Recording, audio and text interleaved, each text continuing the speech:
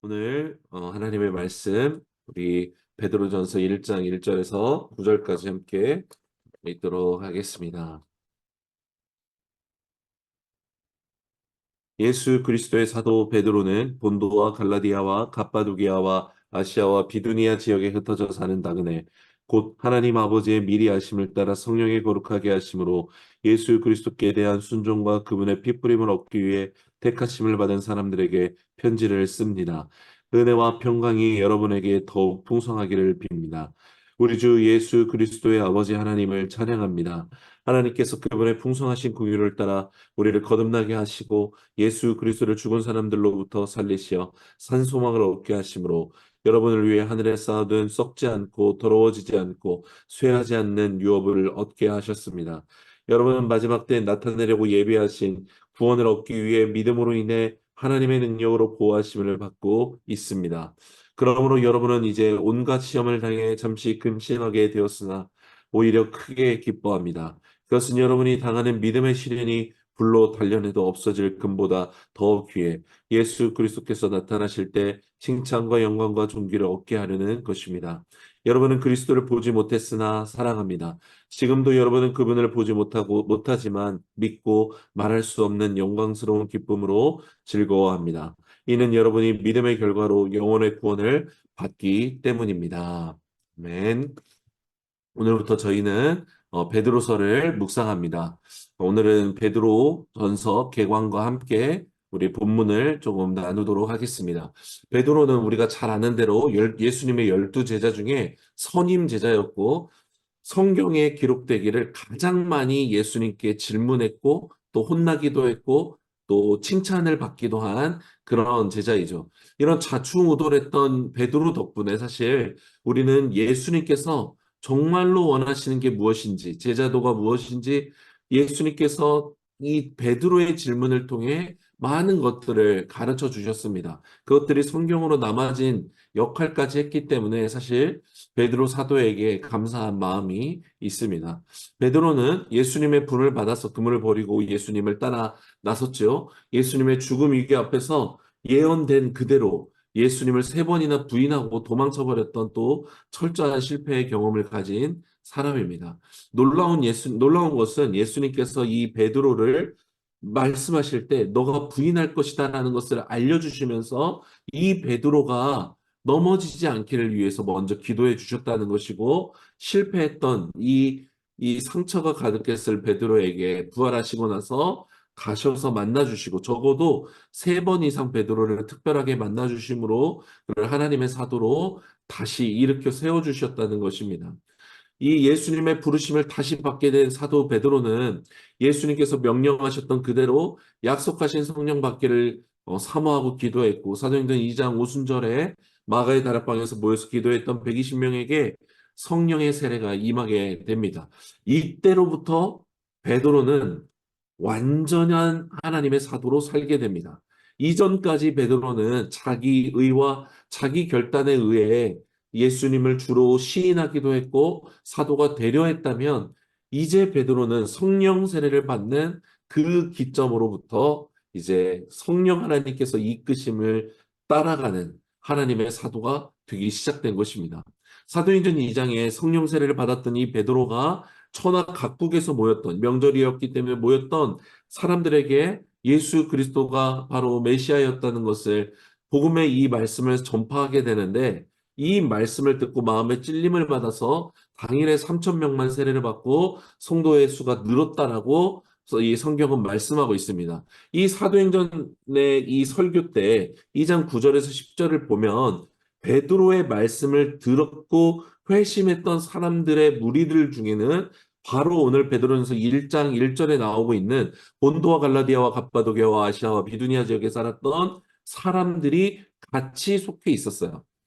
그래서 아마도 오늘 베드로가 편지를 쓰고 있는 수신자들에게는 이때 설교를 듣고 자기 고향에 돌아가 바로 교회를 이루었던 그 교회 사람들에게 오늘 편지를 보내고 있다라고 보여집니다. 이 지역은 우리 소아시아 북쪽 지역, 지금으로는 터키에 해당하는 지방입니다. 베드로 당시에는 로마의 속국이 되어서 로마 황제의 식민 지배를 받고 있던 지역이었죠. 지금 베드로의 편지를 받고 있는 사람들의 형편은 어떠했는가? 많은 학자들이 로마에게 많은 핍박을 받았던 여러 시기들 중에 특별히 63년에서 4년경 네로 황제가 로마의 황제로 있었을 당시로 보고 있습니다. 네로 황제가 이 황제로 있었다라는 것은 대표적으로 기원후 64년에 있었던 로마 대화재가 로마의 대화재가 일어났는데 이 책임을 황제가 질 수 없게 해서 당시에 가장 핍박받고 가장 약자들의 공동체였던 그리스도인들이 우리에게 앙심을 품고 로마의 앙심을 품고 이 일을 저질렀을 것이다라는 이 책임을 전가하면서 로마의 기독교인에 대한 박해가 가장 극에 달했을 그 즈음에 바로 이 편지가 전달되었다라는 것입니다.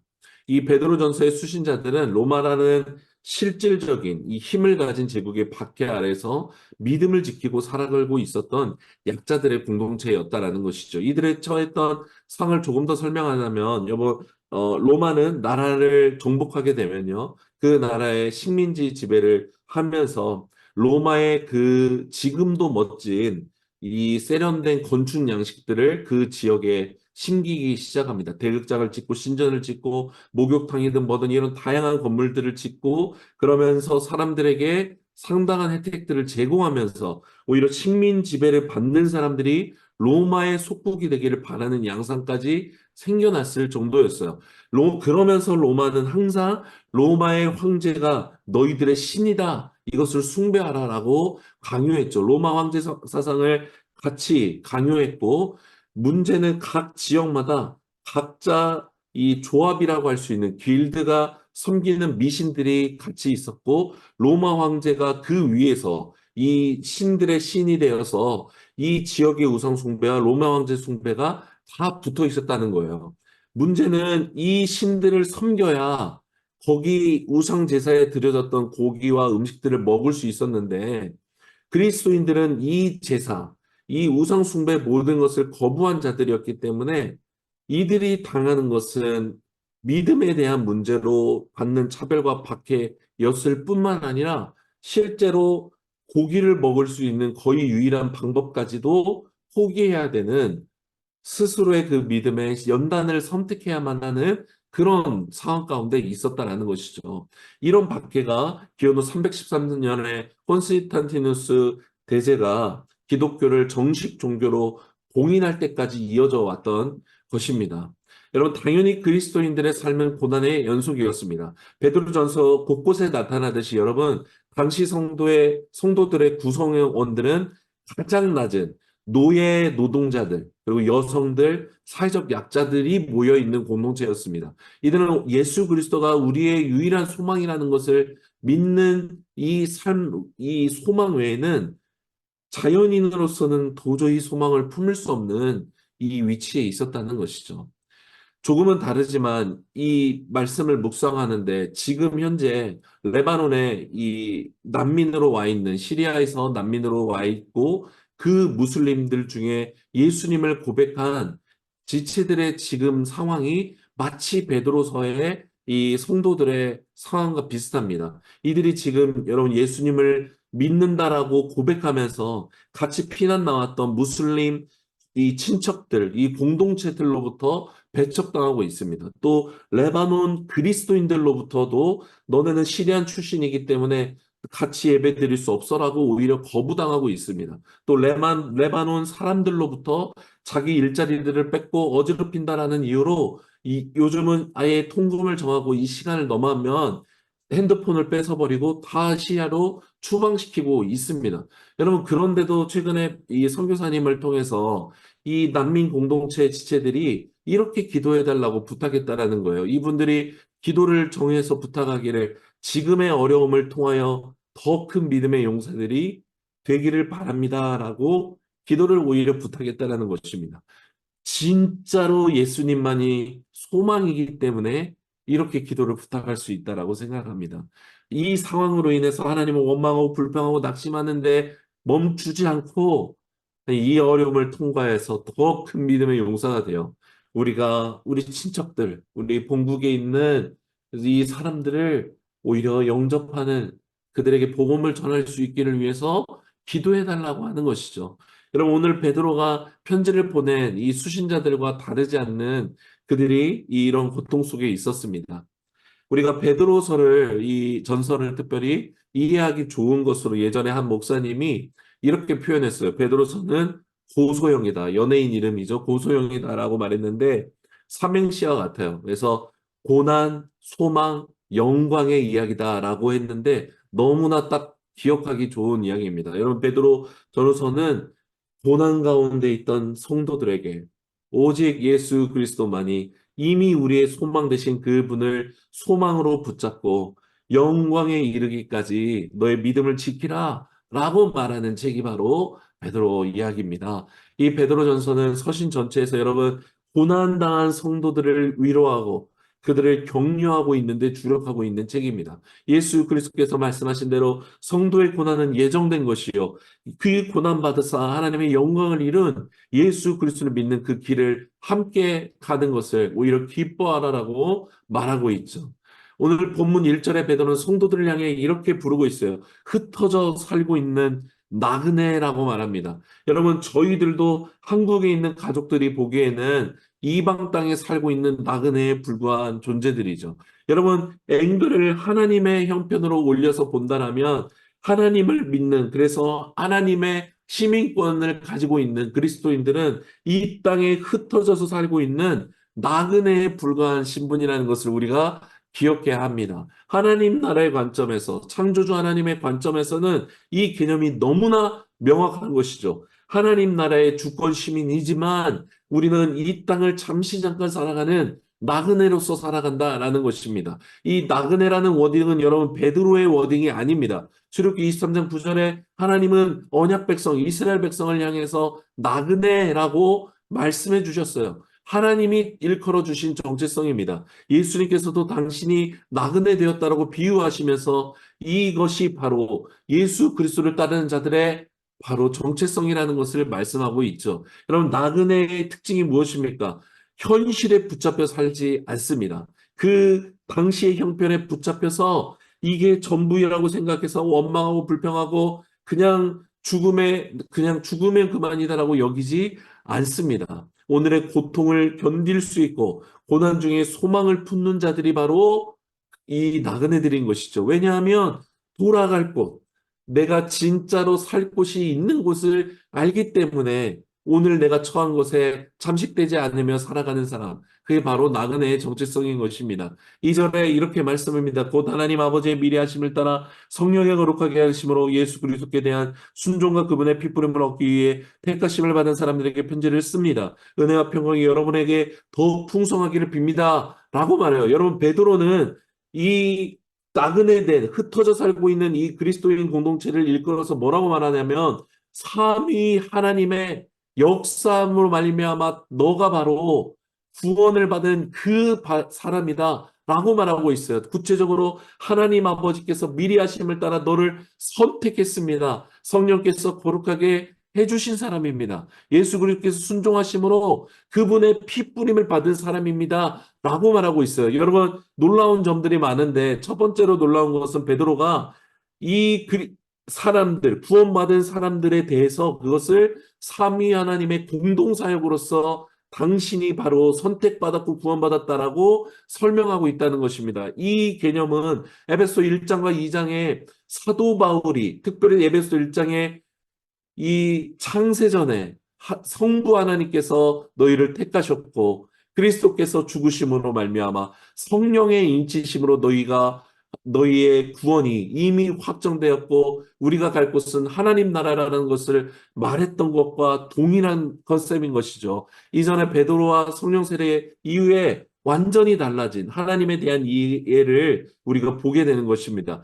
내용적으로도 너무나 탁월하죠. 베드로는 성부께서 택하시고 성령이 거룩하게 하셨고 성자께서 피를 뿌림으로 말미암아 너가 구원받았다라고 말하고 있어요. 여러분 그리스도의 피가 사람에게 뿌려짐으로 말미암아 그 사람이 구원받고 하나님의 백성이 되었다라는 것을 말하고 있어요. 여러분, 이것은 단순히 십자가의 피로 속죄받았다라는 것만을 가리키지 않아요. 이 그리스도의 피가 뿌려졌다라는 개념은 명확하게 바로 우리를 출애굽기 24장 이 시내산 언약의 장면으로 그대로 인도합니다. 이 2장 9절 10절에 가면 우리에게 너무나 잘 알려진 택하신 족속의 왕 같은 제사장이요 거룩한 나라 그분의 소유가 된 백성이라고 말하는 언약 백성에 대해서 지금 베드로가 말하고 있는 것인데, 이것이 바로 출애굽기 24장의 시내산 언약의 장면인 것이죠. 여러분, 하나님이 이스라엘 백성들과 언약을 맺을 때 그저 아브라함 족속의 그냥 노예 백성에 불과했던 이 사람들을 하나님의 백성으로 삼기 위해서 언약을 맺으실 때 어떻게 언약을 맺으십니까? 소를 잡았던 그 소피 중에 절반을 제단에 뿌리고 절반을 바로 언약을 맺기로 아멘 화답한 자들에게 그리스도의 피를 뿌림받아서 이 제단과 바로 이 언약 피가 뿌려진 이 두 족속이 하나가 되는 언약 관계를 맺게 하셨어요. 바로 이것이 예표하는 것이 무엇입니까? 제단이신 곧 성전 자체이신 예수 그리스도의 피가 당신의 몸에 흘러 이 제단에 피 뿌린 바 되었고, 예수 그리스도의 보혈의 피를 믿는 자들에게 예수님의 피가 뿌림 받아서 예수님과 바로 믿는 자들이 하나가 되어 하나님의 언약 백성이 되는, 예수님과 함께 죽었고 함께 살았으며 하나님의 보좌에 함께 올라가게 되는 에베소 2장 1절에서 10절에 나오는 이 복음이 성취된 자들이라고 말하고 있는 것입니다. 그러니 여러분, 오늘 고통당하고 예수님을 믿는다는 이유로 더욱 고통당하고 있는 이 성도들에게 여러분, 이 소망만큼 위로가 되는 말씀이 없는 것이죠. 여러분, 하나님께서는 죄인들을 구원하실 때 그 구원받는 정도에서 끝나는 것으로 우리를 구원하시지 않았어요. 언약의 피를 뿌려주심으로 말미암아 내가 바로 너고 너가 바로 나다라고 이 하나님의 관계로 우리를 불러주신 것입니다. 그래서 여러분, 주님은 고난당한 자들과 함께 하시는 것이요, 당신이 고난받으셨기에 이 시험당하는 자들을 위해 기도해 주시는 것입니다. 이 하나님의 언약을 맺어주시는 것은 다른 것이 아닙니다. 함께 살기 위해서 언약을 맺으셨다라고 주님께 말씀하셨어요. 하나님의 형상대로 지음받아 가장 사랑하는 사람에게 줄 수 있는 가장 큰 선물. 여러분, 그것은 돈을 주는 것, 성공을 주는 것, 잘 살게 해주는 것, 이게 아니죠. 함께 사는 것을 하나님은 원하셨던 것입니다. 여러분, 자녀들이 다 커서 독립한 분들이 많이 계시는데, 여러분, 가장 이 부모가 자녀에게 원하는 것이 무엇일까요? 아이였을 때부터 가장 사랑스럽고 이뻤을 때를 기억하며 함께 하는 그 시간을 가장 그리워하는 것이죠. 여러분, 하나님께서는 바로 하나님의 사람들에게 다시 함께 하기를 원하시기 위해서 이 모든 일을 행하시는 것입니다. 세상의 관점으로는 이 하나님의 사랑이 웃기는 이야기처럼 들리지만 이것이야말로 하나님은 사랑이시다라는 것에 증거인 것입니다. 오늘 3, 4절에 베드로가 이어서 말합니다. 우리 주 예수 그리스도의 아버지 하나님을 찬양합니다. 하나님께서 그분의 풍성하신 궁유를 따라 우리를 거듭나게 하시고 예수 그리스도를 죽은 사람들로부터 살리시어 산 소망을 얻게 하심으로 여러분을 위해 하늘에 쌓아둔 썩지 않고 더러워지지 않고 쇠하지 않는 유업을 얻게 하셨습니다. 라고 말해요. 하나님은 성도로 하여금 산 소망을 있게 해주셨다라고 말합니다. 무엇에 대한 소망인가? 썩지 않고 더럽히지 않고 쇠하지 않는 이 유업이 너희에게 있다라고 말씀하는 것이죠. 여러분, 특별히 베드로는 이것을 산소망이 있게 해주셨다라고 말하고 있습니다. 이 예수님께서 죽으심으로 말미암아 또 같이 우리와 함께 살아나셨고 우리를 함께 하늘 보좌로 올려주셨다라고 말씀하셨는데, 예수님께서 살아가 계시고 여전히 우리를 위해서 기도하고 계시기 때문에 여러분, 우리가 가지고 있는 소망이 산 소망인 것입니다. 여러분, 산 소망이라는 이것은, 소망이라는 것은 무엇입니까? 약속을 받은 게, 내가 약속받은 게 있으면, 내가 계약한 것, 그 계약증이 있으면 내가 어떤 고난과 어려움이 와도 두려워하지 않는 거예요. 내가 받은 이 약속이 여전히 살아있다는 것을 믿는 사람들은 어떠한 고난이 와도 살아있는 소망을 품게 된다라는 것입니다. 바로 그 컨셉을 이야기하는 것이죠. 베드로가 말하고 있는 것, 허물과 죄로 인해 죽을 수밖에 없는 우리를 구원하신 그 주님께서 지금도 살아계셔서 하나님 보좌 우편에서 우리를 위해서 기도하신다라는 그 말씀 그대로 너희가 가진 소망은 죽은 소망이 아니라 없어진 소망이 아니라 살아있는 소망이다 라고 말했던 것입니다. 하나님 예수 그리스도를 믿음으로 예수님과 함께 부활의 이 은혜 가운데 있는 자들을 여러분 포기하지도 낭망시키지도 하나님께서 취소시키지도 않는 신실하신 하나님입니다. 여러분 출애굽했던 이스라엘 백성들을 생각하면 이것이 우리에게 더 이해가 됩니다. 여러분 출애굽했던 이스라엘 백성들은 하나님과 언약을 맺고 이 언약 백성이 되었습니다. 그리고 그들은 어떻게 살아가게 됩니까? 광야로 다시 나아갑니다. 약속의 땅을 향해서 광야로 나아갑니다. 여전히 먹을 것이 제한돼 있고 여전히 불편하고 언제 누가 쳐들어올지 모르는 두려움이 있어야 되고 그 클라이막스에 약속의 땅을 염탐했는데 너무 좋은 땅은 맞는데 안악작손을 비롯해서 그들을 우리가 도저히 정복할 수 없을 거라는 절망을 스스로 택한 것입니다. 하나님과 언약을 맺어서 하나님이 구름 기둥과 불 기둥으로 우리와 함께하고 계시는데도 불구하고 하나님이라는 산 소망, 살아 역사하고 계시는 소망을 붙잡지 않고 자기 삶에서 경험하는 고난과 어려움에 완전히 잠식되어져서 하나님을 믿지 못했던 자들이 어떻게 되었습니까? 결국 광야에서 다 죽었습니다. 그들의 다음 세대가 약속의 땅에 들어갈 수 있었던 것입니다. 여러분 마찬가지입니다. 우리의 삶에서 하나님이 부재하시는 것이 아니라 하나님이 여전히 살아계시고 우리에게 주신 약속의 말씀을 붙들지 않고 내 육의 눈과 내 육의 현실에서 벌어지는 이 고통으로 인하여 하나님을 붙잡지 않으면 우리 모두도 다 죽을 수밖에 없게 되는 것입니다. 하나님께서 우리에게 주신 이 약속에 따라 오늘 5절 말씀을 보면 하나님이 놀랍게도 우리를 지켜주시고 보호해 주시고 있다라고 말씀하고 있습니다. 그래서 여러분 우리는 6, 7절 말씀대로 고난당해도 시험을 당해도 근심할지언정 우리는 기뻐한다라는 것이죠. 내가 예수님을 믿는 이유로 예수님처럼 고난당하기 때문에 이것보다 더 큰 영광이 없기 때문에 기뻐하는 것이요. 내 안에 있는 불순물들, 예수님을 믿는다 말하지만 믿지 않는 것처럼 행동했던 것들이 고난으로 말미암아 오히려 정죄되어지기에 이것을 영광스럽게 여기는 것입니다. 여러분, 우리는 그리고 8절에 우리는 너희는 예수님을 보지 못했으나 사랑한다라고 말하는 것처럼 우리도 주님을 보지 못했으나 예수 그리스도를 믿고 사랑하는 자들입니다. 여러분, 감사한 것은 우리는 우리의 육신의 눈으로 예수님을 보지 못했지만 하나님은 우리를 보고 계신다는 것이죠. 우리를 눈동자처럼 여기고 우리를 지키고 보호하신다는 것입니다. 그래서 우리가 당하는 고난의 탄식과 아픔의 소리를 주님이 듣고 계신다는 것. 여러분, 이것이 가장 큰 위로가 되는 줄 믿습니다. 여러분, 우리가 이 산소망의 믿음이 있다면 고난은 하나님이 부재해서 생긴 것이 아니라 우리의 믿음이 오히려 증명될 수 있는 찬스가 주어졌다는 것으로 받아들일 수 있는 줄 믿습니다. 사랑하는 성도 여러분, 당신은 삼위 하나님의 예정하심과 선택을 받은 자여 희생과 피뿌림으로 그리스도 예수와 하나 된 자입니다.